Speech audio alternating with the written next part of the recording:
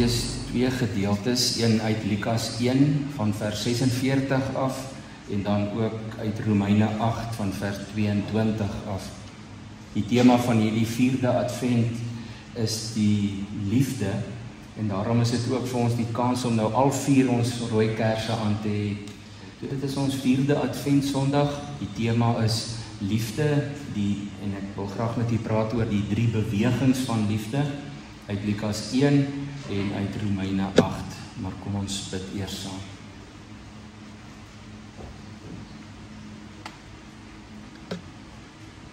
Hemelse Vader, baie dankie vir u genade en vir u liefde.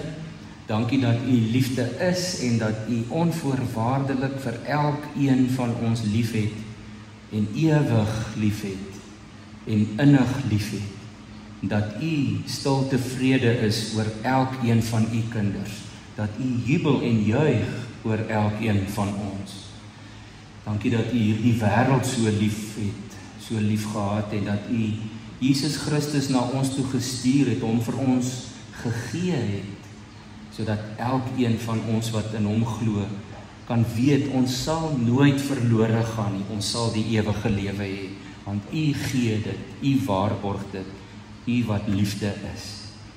O Heilige Gees, herinner ons opnuut aan die woorde van ons Here Jesus, ons bid dit in sy naam alleen. Amen. Die eerste gedeelte is die loflied van Maria nadat sy die ontmoeting met die engel gehad het met die aankondiging dat die Messias gebore gaan word uit haar uit. So ons lees net haar loflied in Lukas 1 vers 46 tot 56 vanuit die Latynse Bybel en kerkgeskiedenis het dit ook 'n naam gekry en daar's nog weer musiek daaroor geskryf, die Magnificat. Te sê hoe groot die Here is. Maria het gesê, ek besing die grootheid van die Here, ek juig oor God, my verlosser, omdat hy na my in my geringheid omgesien het. Kyk, van nou af sal elke nuwe geslag my gelukkig noem, omdat hy wat magtig is, groot dinge aan my gedoen het. Heilig is sy naam. Hy bewys ontferming van geslag tot geslag aan die wat hom eer. Kragtige dade het hy met sy arm verrig. Hoogmoediges in hulle eie waan het hy uitmekaar gejaag. Maghebbers het hy van trone afgeruk en geringes verhoog. Behoeftiges het hy oorlaai met goeie gawes en rykes met leë hande weggestuur. Sy dienaar Israel het hy te hulp gekom deur te dink aan sy beloftes van ontferming, soos hy dit toegesê het aan ons voorvaders, aan Abraham en sy nageslag tot in ewigheid. En dan getuig Lukas verder, hy sê Maria het daarna omtrent 3 maande by Elisabeth gebly en daarna teruggegaan huis toe. En dan ook uit Romeine 8, as jy wil aanblaai na Romeine hoofstuk 8 van vers 22 af, waar Paulus vir ons ook skryf oor die liefde wat God vir ons het deur Jesus Christus, ons Here. Romeine 8, vers 22. Ons weet dat die hele skepping tot nou toe sug in die pyne van verwagting, en nie net die skepping nie, maar ook ons, wat die Gees ontvang het, as die eerste gawe van God, ons sug ook. Ons sien daarna uit, dat God sal bekend maak dat hy ons as sy kinders aangeneem het. Hy sal ons van die verganklikheid bevry. Ons is immers gered, en ons het nou hierdie hoop. Want wat 'n mens al sien, hoop jy tog nie meer nie? Wie hoop nog op wat hy reeds sien? Maar as ons hoop op wat ons nie sien nie, dan wag ons daarop met volharding. Die Gees staan ons ook in ons swakheid by. Ons weet nie wat en hoe ons behoort te bid nie, maar die Gees self pleit vir ons met versigtinge wat nie met woorde gesê word nie. En God wat die harte deurgrond, weet wat die bedoeling van die Gees is, want hy pleit volgens die wil van God vir die gelowiges. En dan kan ons 'n paar verse oorslaan en net weer aanhou lees by vers 31, want hy praat dan net oor hoe ons Jesus Christus ons oudste broer is, sê hy daar, En in vers 31 dan sê Paulus, wat is nou ons gevolgtrekking oor al hierdie dinge? Die gevolgtrekking is dit: God is vir ons. Wie kan dan teen ons wees? Hy het sy eie seun nie gespaar nie, maar hom oorgelewer om ons almal te red. Sal hy ons dan nie al die ander dinge saam met hom uit genade skenk nie? Wie kan die uitverkorenes van God aankla? God self spreek hulle vry. Wie kan ons veroordeel? Christus Jesus het gesterf, maar meer as dit, hy is uit die dood opgewek, hy sit aan die regterhand van God, hy pleit vir ons. Wie kan ons van die liefde van Christus skei? En dan antwoord Paulus nou sy eie retoriese vraag. Hy noem 'n paar voorbeelde. Hy sê lyding of benoudheid of vervolging, honger of naaktheid, gevaar of swaard. Daar staan immers geskrywe, dit is oor u dat die dood ons dag vir dag bedreig, dat ons soos slagskape behandel word. Maar in al hierdie dinge is ons meer as oorwinnaars deur hom wat vir ons liefhet. Hiervan is ek oortuig, sê Paulus, dat geen dood of lewe of engele of magte of teenswoordige of toekomstige dinge of kragte of hoogte of diepte of enige iets anders in die skepping kan ons van die liefde van God skei nie. Die liefde wat daar is in Christus Jesus ons Here. Kom ek lees net weer saam met u enkele van hierdie verse. Maria wat in haar loflied gesê het daar in vers 46 en verder, ek besing die grootheid van die Here. Ek juig oor God my verlosser, omdat hy na my in my geringheid omgesien het. Ek besing die grootheid van die Here. En dan wat Paulus ook vir ons skryf van vers 22 af in Romeine 8, ons weet dat die hele skepping tot nou toe sug in die pyne van verwagting. En nie die skepping nie, maar ook ons wat die Gees ontvang het as die eerste gawe van God. Ons sug ook. Ons kry ook swaar, sê hy. En dan sy gevolgtrekking vers 37, maar in al hierdie dinge is ons meer as oorwinnaars deur hom wat vir ons lief het. En hy sê hiervan is ek oortuig, geen dood of lewe of engele of magte, teenswoordige of toekomstige dinge of kragte, hoogte of diepte of enige iets anders in die skepping kan ons van die liefde van God skei nie. Die liefde wat daar is in Christus Jesus, ons Here. Lukas is die enigste evangelieskrywer wat vir ons hierdie wonderlike geskiedenis vertel van wat met Maria gebeur het en ook met haar niggie Elisabeth. Maar Matteus begin met die geslagsregister en dan gaan hy direk oor na Jesus se geboorte toe. Markus en Johannes laat dit heeltemal uit. Hulle is van daardie skrywers wat gesê het daar's twee ander wat daaroor geskryf het. Ons hoef nie ook nog daaroor te skryf nie. Maar Lukas skryf vir ons hoe dit met Maria gebeur het. En net so julle ken die gedeelte, maar hier daar in vers 26, ons het dit nou nie gelees nie, net so vir agtergrond, skryf Lukas vir ons dat Maria se niggie Elisabeth was al 6 maande swanger.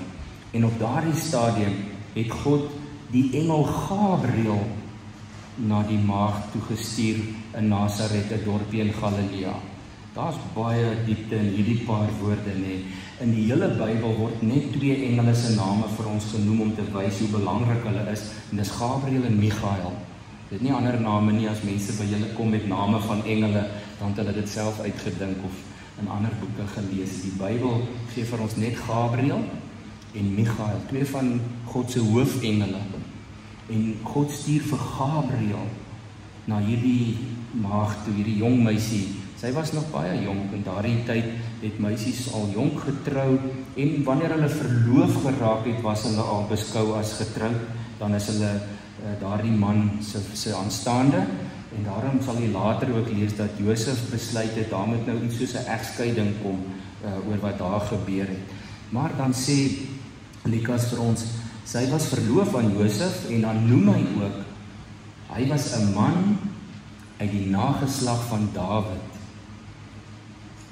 So behalwe dat Maria baie belangrik is, was Josef, sy aardse pa, was uit die nageslag van Dawid. Want vir die mense van daardie tyd, en natuurlik met hierdie wonderlike maagdelike geboorte, het hulle dit nie verstaan of raak gesien nie. Hulle wou altyd geweet het wie is jou pa en uit watter lyn kom jy. En hulle het Josef as Jesus se pa beskou, maar Josef kon sê, ek is uit die nageslag van Dawid. Toe die engel by Maria kom, sê hy vir haar in vers 28, ek groet jou begenadigde, die Here is by jou. Sy was verbuisterd oor die woorde en het gewonder wat die begroeting tog kon beteken. Nie net enige engel nie, Gabriel, en hy kom praat met 'n jong vrou, iets wat nog nooit gebeur het nie. Dit was nie hieroor of daaroor nie, maar al die ander voorbeelde van verskynings van engele en openbaringe, het die engele met die mans gepraat. En hier kom die hoofengel na hierdie jong meisie toe, en hy sê vir haar, die Here is by jou, jy is begenadig, jy is besonder begenadig. Geen wonder wie sy was verbuisterd en het nie geweet wat dit kon beteken nie, maar die engel stel haar gerus, en hy sê vir haar, vers 30, moenie bang wees nie, Maria. Moenie bang wees nie. Onthou, mense het gewoonlik slegte nuus van engele verwag, nie sommer goeie nuus nie. Moenie bang wees nie, Maria, want God bewys genade aan jou. En dan kom hierdie wonderlike geskiedenis van hoe liefde in hierdie wêreld ingebore is, gekom het. Want dink nou mooi daaroor, broers en susters. Wat lees ons in die Nuwe Testament? Wat hoor ons uit die Nuwe Verbond? Johannes skryf dit 2 keer, God is liefde. Ons hoor dit nie in die Ou Testament nie. Ons hoor ander mooi goed van God daar. Hy is Vader, hy sorg, hy is almagtig, wys, genadig, barmhartigheid, vol liefde en trou. Maar eers met die Nuwe Verbond hoor ons, hy is self liefde. So ek wil net bietjie saam met julle kyk na wat ons hier uitkry oor wat ek noem die 3 bewegings van liefde. Die eerste hier uit Maria se verhaal is, dis 'n liefde wat gekom het om te keer en om te draai. Ons hoor dit sommer in haar lied ook. God se motivering om Jesus na hierdie wêreld toe te stuur. En onthou, dit was nie plan B nie. Dit was in God se plan van voor die grondlegging van die wêreld af. God het nie gesit en wonder, kyk hoe sleg lyk die mensdom in die wêreld en wat se plan gaan ons nou maak? Nee, dit was sy plan, want daar staan mos die bekende vers van Johannes 3 vers 16, so lief het God die wêreld gehad.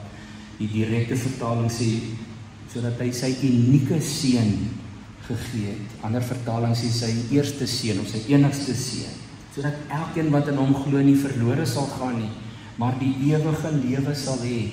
So lief, uit liefde het God Jesus vir ons gegee. En daarom as Maria dit uitjubel, sê sy, ek besing die grootheid van die Here. En dan hoor ons in haar lied van vers 51 af alreeds hoe dat dinge omgekeer word deur hierdie liefde.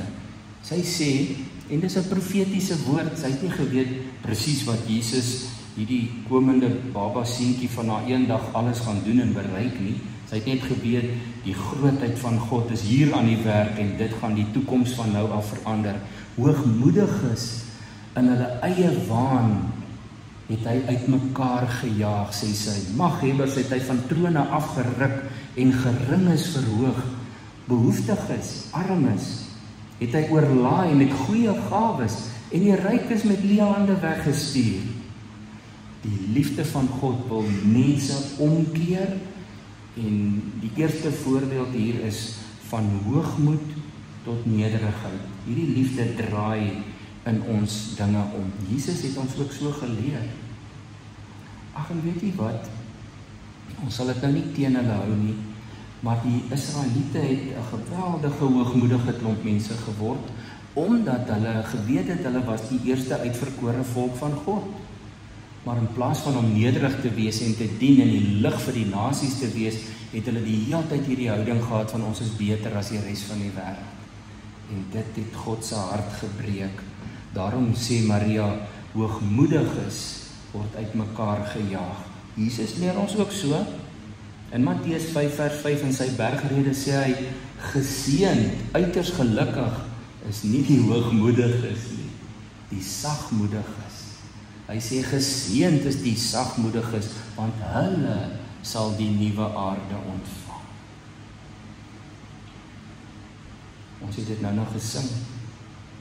Sien 'n nuwe hemel kom, 'n aarde nuut en vry, waar die hoogmoediges nie meer in tel gaan wees nie, maar die sagmoediges.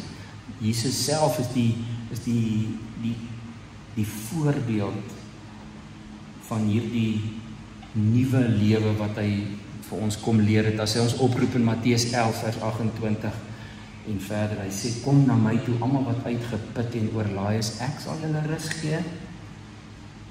Neem my juk op julle, leer van my.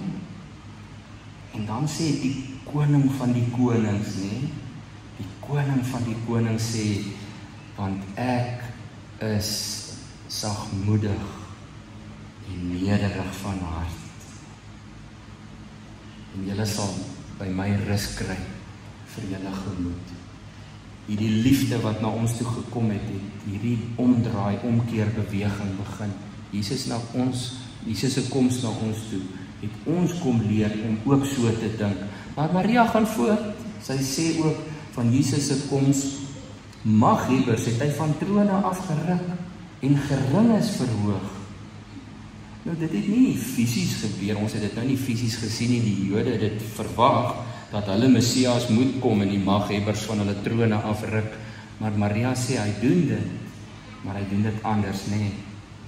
Jesus leer ons in al die evangelies, Markus 10 vers 31 en in Matteus en Lukas ook, waar hy meer as een keer gesê het, baie wat eerste is, sal laaste wees, en laastes, die wat laaste is eerste. Maghebbers het hy van trone afgeruk en geringes verhoog. En daarom moet ons as kinders van die Here nooit daaroor wonder of sleg voel as ons dink ons is maar van die geringes nie. Prys die Here as jy nie 'n maghebber is nie, jy word dalk van jou troon afgeruk. Ons moet eerder waak daarteen in hierdie moderne tyd om 'n soort van 'n verering te hê vir sogenaamde maghebbers. Ja, ons mag hulle respekteer as God vir hulle taak gegee het en as hulle hom eer, maar ons moet nie 'n wêreldse verering van maghebbers hê nie. Hulle lot is reeds bepaal. In Lukas 1 vers 53 hoor ons verder dat die Here kom om behoeftiges te oorlaai met goeie gawes en die rykes met leë hande weg te stuur. Nou op sigself is rykdom nie verkeerd nie. As God jou seën, prys sy naam, seën jy dan net baie ander mense ook. Want ons onthou nog daardie skokkende verhaal nê in Markus 10 vers 22, maar dit staan ook in Matteus 19 en in Lukas 18 van die ryk jong man wat weggestuur is met leë hande terug na sy eie besittings toe. Ons moet waaksaam wees om ons nie laat te verlei deur die blink van hierdie wêreld nie. Ons moet nie dit najag nie. Want die liefde wat God na hierdie wêreld toe gestuur het alles kom omdraai, kom omkeer. Die liefde wat God in hierdie wêreld gebore laat word het en ons in ons harte mee geseën het, is nie 'n sentimentele Kersfeesliefde nie. Dis nie kerskaartjies met boontjies en sneeu en skapies nie. Dis nie tinsel en jingle bells nie. Dis regte liefde, omgee liefde, radikale liefde. Die liefde wie God is. Dit hom vier ons met die Christusfees. En Maria het dit verstaan. Hierdie baba in haar skoot het gekom om alles te verander. Die tweede beweging van die liefde is liefde wat nie net omkeer nie, maar ook inkeer. Wat ons weer na binne laat kyk. Paulus skryf hieroor. Dink 'n bietjie diep oor die betekenis van Romeine 8. Ek dink ons moet baie meer net daarmee gaan sit en dit bepeins en dit weer lees en daaroor bid en dink. Want hoor wat skryf hy in vers 22. Hy sê ons weet die hele skepping tot nou toe sug in die pyne van verwagting. Vroeger het hy in dieselfde hoofstuk gesê, die skepping is aan die verydeling onderworpe. Nou, dis nou 'n ou Afrikaanse woord. Die ander vertalings wat dit direk vertaal, praat van 'n spiraal van selfvernietiging. Die wêreld is onderhewe aan hierdie negatiewe spiraal en daarom sê hy, die skepping sug, die skepping ly, maar die skepping het ook 'n verwagting. Die skepping het 'n verwagting en die boodskap staan daar, intussen steun en kreun die ganse skepping tot vandag toe, soos 'n vrou wat op die punt staan om geboorte te gee. Daar's hierdie verwagting, maar Paulus sê ons sug saam in vers 23. Ons is nie uitgesluit van hierdie lyding nie. God het nêrens gesê of beloof of geïnsinueer dat almal wat in Jesus glo gaan pyn en lyding ontsnap nie. Nêrens nie, inteendeel. Ons wonder baie keer hoekom dit vir ons voel of dit juist die kinders van God is wat so ly.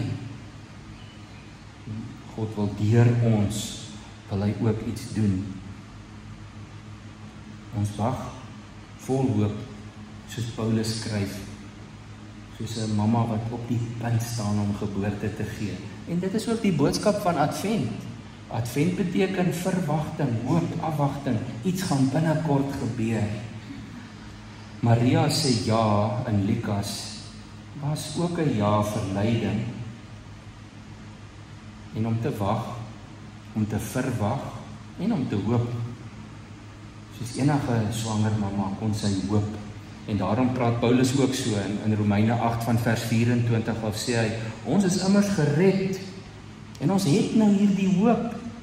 Wat 'n mens al sien, hoop jy tog nie meer nie? Wie hoop nog op wat hy reeds sien?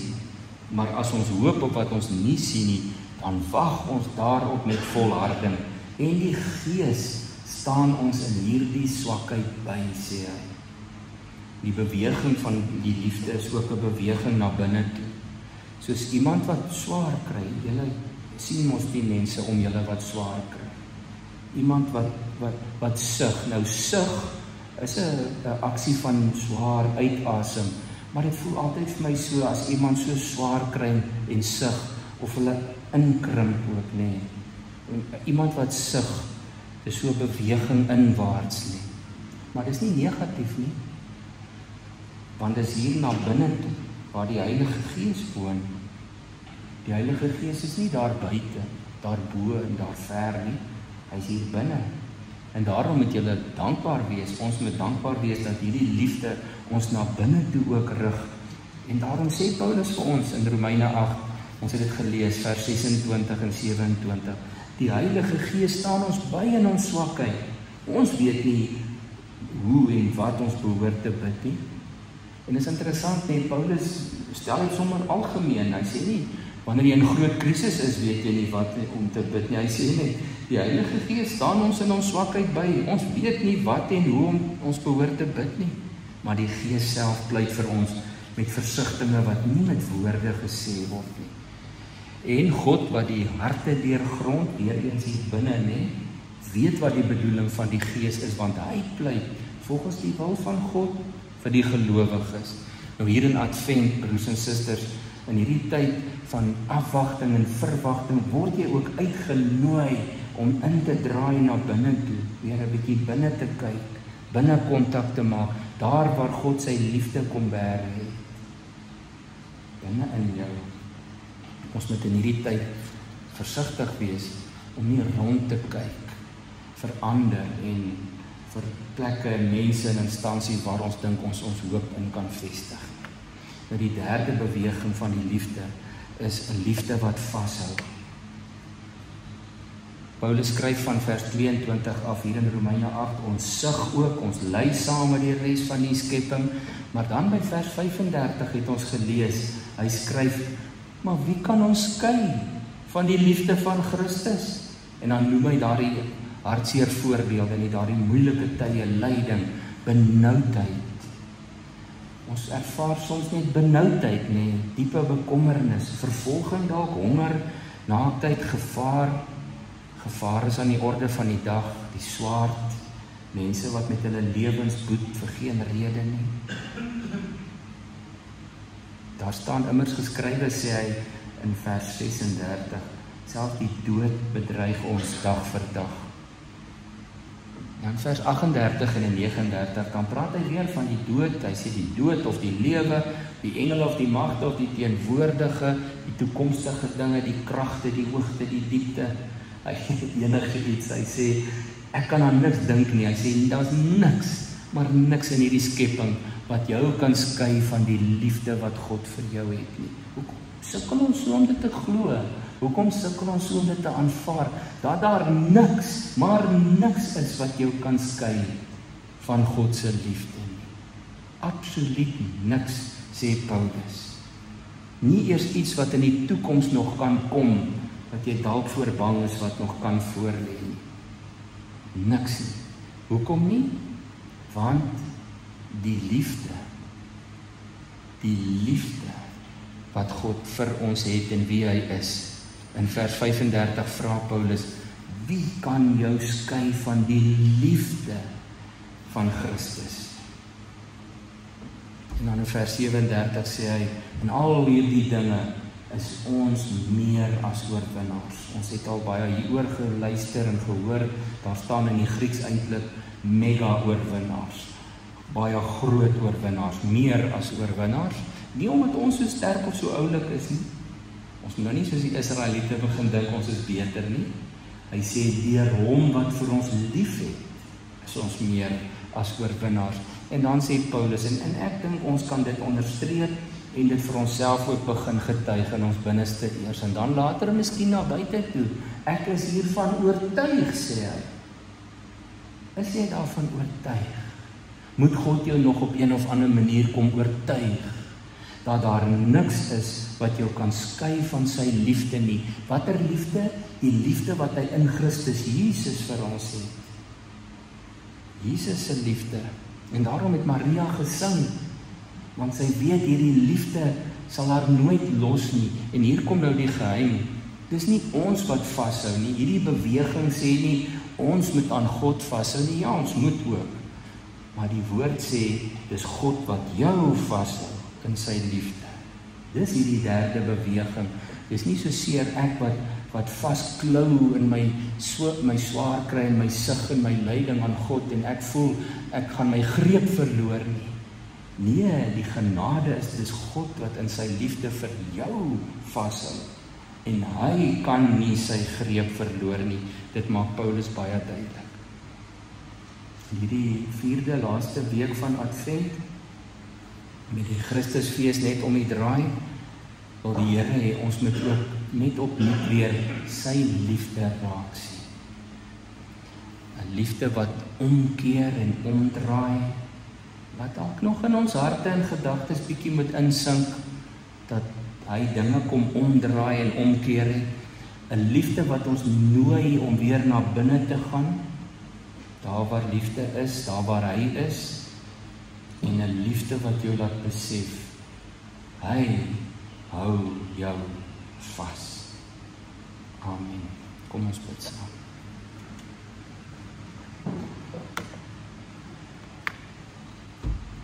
Here Jesus, baie dankie dat U met U liefde dinge kom omkeer het. Die ou bedeling van die Israeliete was nou nie perfek nie. Die ou manier van godsdiens hou was nie volmaak nie. Dat U dit kom omkeer het, kom omdraai het in 'n persoonlike verhouding met U. Maar waar Maria kon juig, die wat gedink het hulle sterk is nou nie meer sterk nie. Want U het in U liefde die wêreld kom omdraai. Draai ook ons harte en draai ander mense ook se harte om na U toe. Dankie dat U liefde ook in ons harte uitgestort is deur U Gees en dat U ons ook weer nooi om in te kyk na binne, na waar U Gees sy adres kom maak het. En help ons ook, Heer, om nooit te vergeet nie dat dit U is wat ons vashou en dat daar niks, maar niks is wat ons kan skei van U liefde vir ons nie. Die liefde wat U vir ons het in en deur ons Here Jesus Christus. Leer ons ook om in liefde te leef teenoor ander mense. Ons bid dit in U naam alleen. Amen.